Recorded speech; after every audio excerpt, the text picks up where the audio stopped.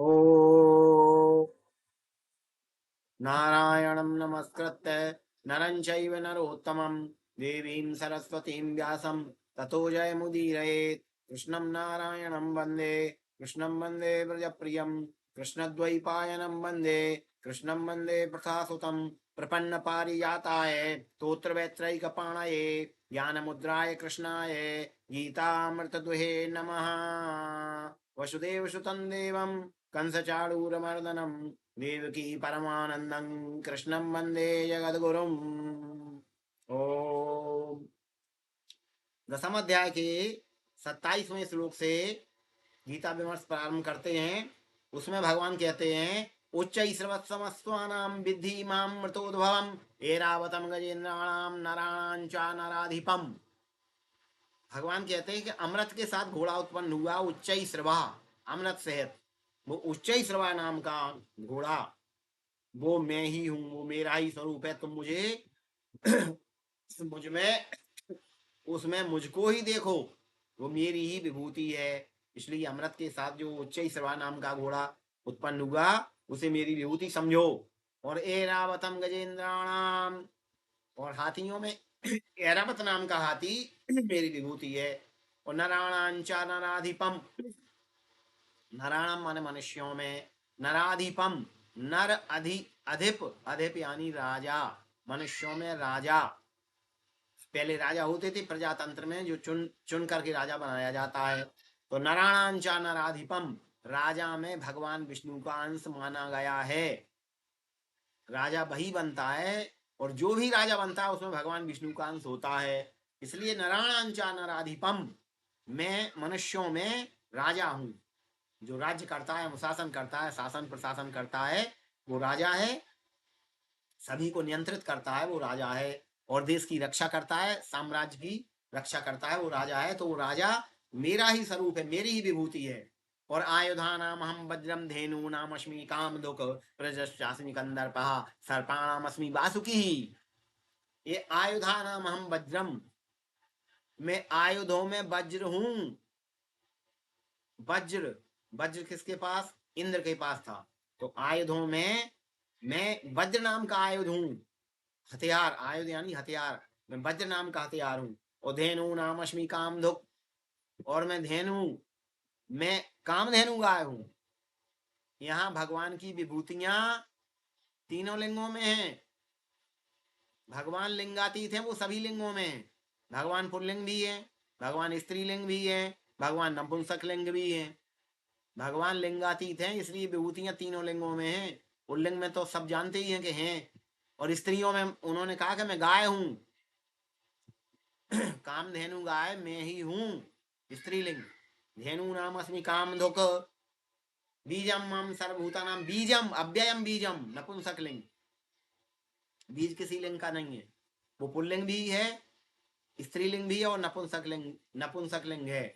उसमें लिंग बाद में प्रकट होते हैं, जो भी बीज है वो उस हिसाब से बाद में प्रकट दिखाई देते हैं। पर वो बीजम शब्द जो है संस्कृत में अव्ययम बीजम, ये नपुंसक लिंग में आता है। तो भगवान सभी लिंगों में लिंगातीत हैं, भी किसी एक लिंग के बने हुए नहीं हैं। और परस्पर विरोधी भाव भगवान में समाहित हैं। तो धेनुओं में मैं काम धेनु हूं, प्रजनश्चास्मि कंदर्पः, और प्रजनन करने वालों में, संतान उत्पत्ति करने वालों में काम मैं ही हूं। काम भगवान की विभूति है, इसलिए काम को मारा नहीं जा सकता। काम को मार नहीं सकते क्योंकि भगवान की विभूति है। दूसरा, धर्माविरुद्धो भूतेषु कामोस्मि भर्तर्षभ, धर्म से अविरुद्ध काम दो जगह कहा है भगवान ने अपनी विभूति। इसलिए काम को मार नहीं सकते, काम को केवल डाइवर्ट कर सकते हैं, मार्गांतरीकरण किया जा सकता है काम का। उसे प्रेम बनाया जा सकता है, भगवान भगवत प्रेम के रूप में उसे मार्गांतरीकृत करके, और उसका लाभ लिया जा सकता है। क्योंकि संतान उत्पत्ति के लिए काम होता है, वो भगवान की विभूति है। तो भगवान ने कहा वो मेरी ही विभूति है। सर्पाणामस्मि वासुकी, और सर्पों में मैं वासुकी नाम का सर्प हूं। अनंतश्चास्मि नागानाम, वो सर्पायाब नाग, इस सर्पों की ही दो जातियां हैं। नाग अलग होते हैं, सर्प अलग, सर्प सामान्य होते हैं और नाग बड़े होते हैं। अनंतश्चास्मि नागानां वर्णो यादसामहं पितॄणामर्यामा चास्मि यमः संयमतामहम्। अनंतश्चास्मि नागानां, नागों में मैं अनंत नाम का नाग हूं। और वर्णो यादसामहम, और जल के देवता वरुण जो सबको पवित्रीकरण का कार्य करते हैं, वो जल के देवता वरुण भी मेरी ही विभूति हैं, उनको मेरी विभूति मानो। पितृनाम अर्यमा अस्मि, और पितरों में, समस्त पितरों में अर्यमा नाम के श्रेष्ठतम पितृ पुरुष, वो पितृ अर्यमा नाम के पितृ नाम से मैं ही हूं। और यमः संयमतामहम, और शासन करने वालों में कि कोई जो गलत काम करे उसको दंड देने वालों में यम मैं ही हूं, मेरा ही स्वरूप है यमराज, मेरी ही स्वरूप है, मेरी ही विभूति है यमराज। प्रहलादश्चास्मि दैत्यानां कालः कलयतामहं मृगाणां च मृगेन्द्रोऽहं वैनते यश्च पक्षिणां। प्रहलादश्चास्मि दैत्यानां, और दैत्यों में मैं प्रहलाद हूं, भक्त प्रहलाद। भक्त प्रहलाद का ही नाम क्यों लिया?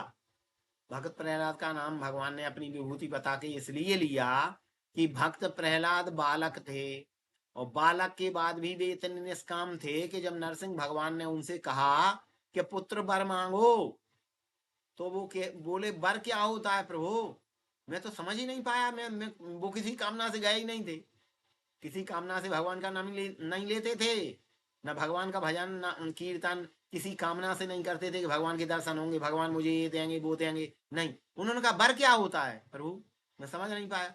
नहीं नहीं बोले, वो मेरे दर्शन हुए तो वर तो कुछ मांग नहीं पड़ेगा, तुम कुछ भी वरदान मांग लो। बोले तो मैं ये मांगता हूँ कि कभी मुझे मांगने की इच्छा ही उत्पन्न ना हो मन में, मुझे कभी मांगने की इच्छा ही पैदा ना हो। भागवत पुराण में लिखा है। ऐसे दिव्य बालक थे वो, ऐसे भगवान के परम भक्त थे प्रहलाद, इसलिए वो भगवान की विभूति है कि उन्होंने मांगने से ही मना कर दिया कि ऐसी मुझे ऐसा वरदान दे दो कि मांगने की कभी इच्छा ही उत्पन्न ना हो।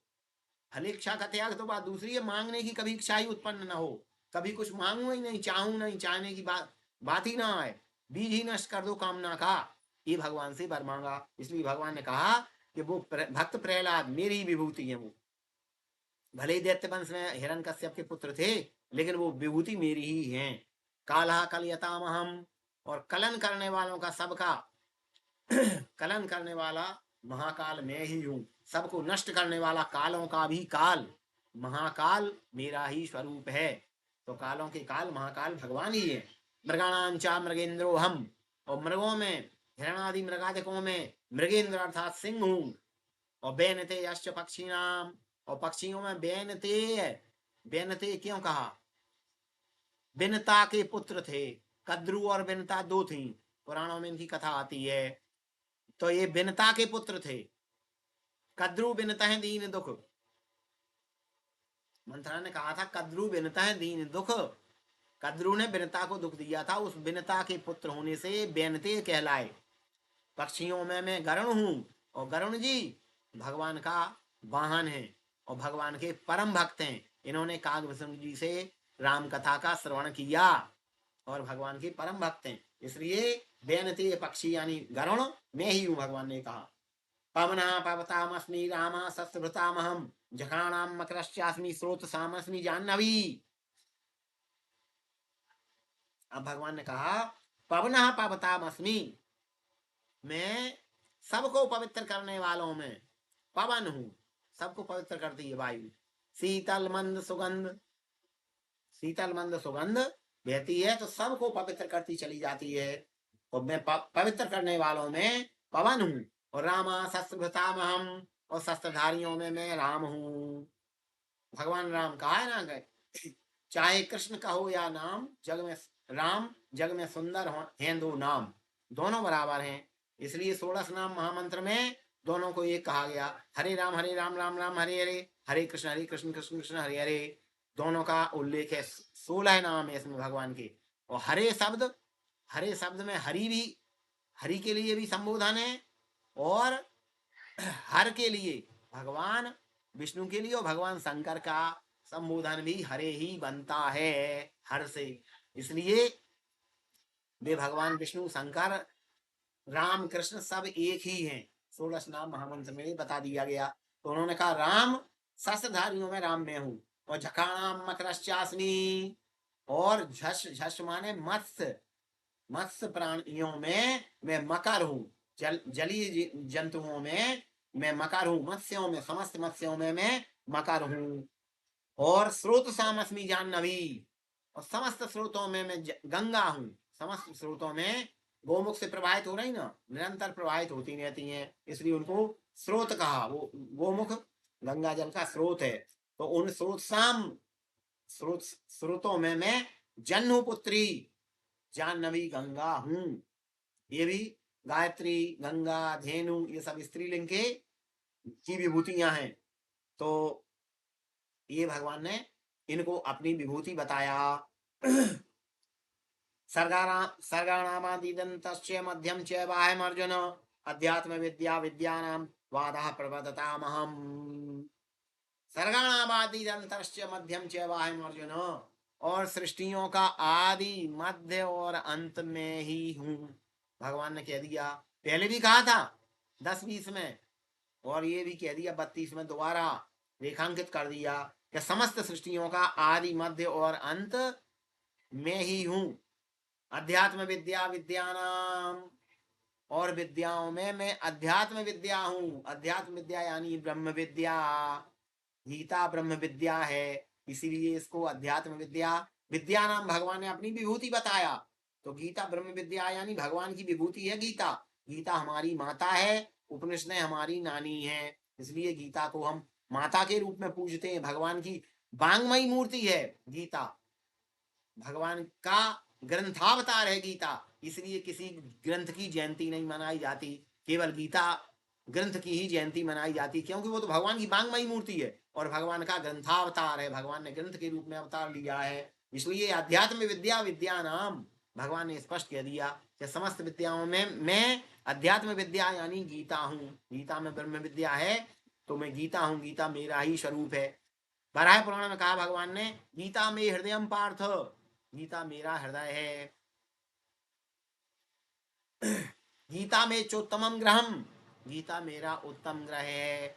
गीता गीताश्रय गीताश्रय अहम तिष्ठामि, मैं गीता के आश्रय में ही रहता हूँ। गीता का आश्रय लेके मैं संसार का पालन, तीन लोकान पालयाम्य हम, भगवान ने कहा गीता का आश्रय लेकर मैं तीनों लोकों का पालन करता हूँ। ऐसी दिव्य गीता माता के चरण हमने पकड़ रखे हैं, क्योंकि मातृदेवो भव, वेद में कहा है मातृदेवो भव, गीता को हम माता मानते हैं।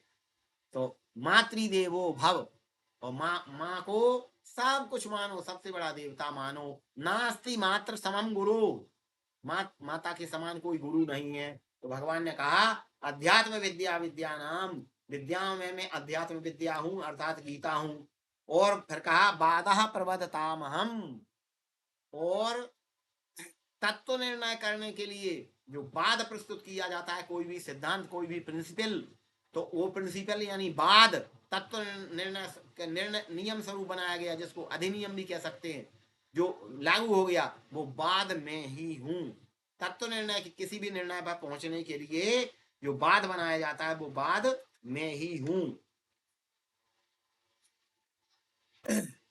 बाधा प्रबद्धताम हम। इसके बाद अक्षराणामकारोऽस्मि द्वंद्वः सामासिकस्य च अयमेवाक्षया कालो धाता हम विश्वतो मुखा। अक्षराणाम हम, अक्षराणामकारोऽस्मि, भगवान ने कहा अक्षरों में मैं आकार हूं। पहले ही बताया मैंने क्या कहा, सर्वावाक, समस्त वाणी में आकार में ही सारी वाणियां समाहित हैं, इसलिए अक्षरों में मैं आकार हूँ। और द्वंद्व समासिकस्य च, और समासों में मैं द्वंद्व समास हूँ, क्योंकि भगवान में परस्पर विरोधी बातें दो दो हैं। द्वौ द्वौ इति द्वंद्वम, जिसमें दो दो बातें हों वो द्वंद्व, सुख दुख, लाभ हानि, जय पराजय, मान अपमान, मृत्यु अमृत, ये सब द्वंद्व। द्वंद्वों में मैं द्वंद्व सामासिकस्य च, द्वंद्वों में मैं समासों में मैं द्वंद्व नाम का समास हूं। समास में द्वंद्व समास आता है ना, तत्पुरुष, द्वंद्व, अव्ययी भाव, कर्मधारय, भावप्रिय, इस तरह ये जो समास है उनमें भगवान द्वंद्व समास है, क्योंकि उसमें दोनों विरोधी बातें भी आ जाती हैं। अहमेव अक्षया कालो, मैं अक्षय काल हूं, मैं काल का भी काल हूं, मैं काल का भी महाकाल हूं। और धाता हम विश्वतो मुखा, और विश्वतो मुखा, समस्त तरफ विश्व ही मेरे मुख हैं। सर्वथा पाणिपादं तत् सर्वतोक्षिशिरो मुखम, सर्वथा श्रुतिमन लोके सर्वमावर्त्य तिष्ठति। 13वें अध्याय में बताया भगवान ने, ये श्वेताश्वर उपनिषद उपनिषद का श्लोक है। धाता हम विश्वतो मुखा, मैं सबका धाता यानी विराट स्वरूप हूँ, सबका धारण पोषण करने वाला विराट स्वरूप हूँ। सर्वत्र मेरे मुख हैं, सर्वत्र मेरी भुजाएं हैं, सर्वत्र मेरे चरण हैं, सब ओर से मैं मुख वाला हूँ। इसलिए विश्व रूप मुख वाला मुझको धाता जानो, इस सृष्टि का धाता मानो मुझको। मृत्यु सर्वहरश्चाय मुद्भवश्च भविष्यताम, कीर्ति श्रीर्वाक्च नारीणाम स्मृति मेधा धृति क्षमा।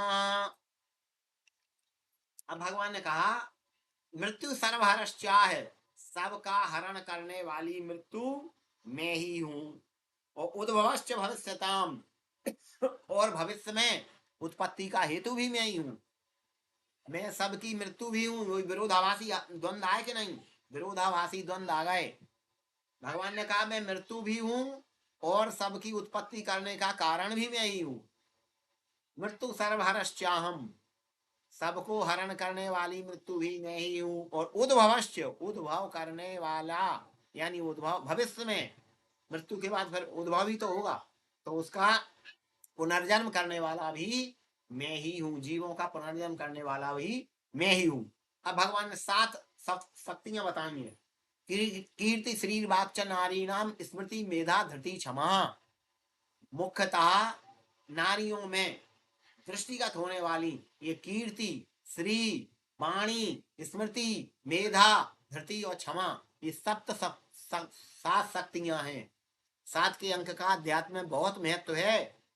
गीता में 700 श्लोक हैं। 7 धन शून्य बराबर 7 ही आता है। तो ये 7 सप्त शक्तियां हैं। वैसे ये 7 देवताओं की पत्नियां हैं। ये कीर्ति, श्री, वाणी, स्मृति, मेधा, धृति और क्षमा। लेकिन ये स्त्रीवाचक गुण भी हैं, तो स्त्रियों में अधिकतम दृष्टिगत होते हैं, लेकिन पुरुषों में भी पाए जाते हैं। जैसे कीर्ति, श्री, वाणी, स्मृति, मेधा, धृति, क्षमा, ये स्त्री पुरुषों सब में दृष्टिगत होने वाले 7 गुण भी ये मेरे ही हैं। 7 मेरी विभूतियां हैं और ये स्त्रीलिंग वाचक हैं, इसलिए विशेष रूप से मातृशक्ति को महत्व देने के लिए विशेष है। ये कीर्ति, श्री, वाक, नारी, वाणी, स्मृति, मेधा, धृति और क्षमा, ये 7 मेरी ही विभूतियां हैं। इस प्रकार भगवान ने 10वें अध्याय के 34वें श्लोक तक अपनी विभूतियां बताई। अब आगे भगवान और भी बताएंगे, जो हम अगले चरण में प्रस्तुत करेंगे। ओम तत्सत।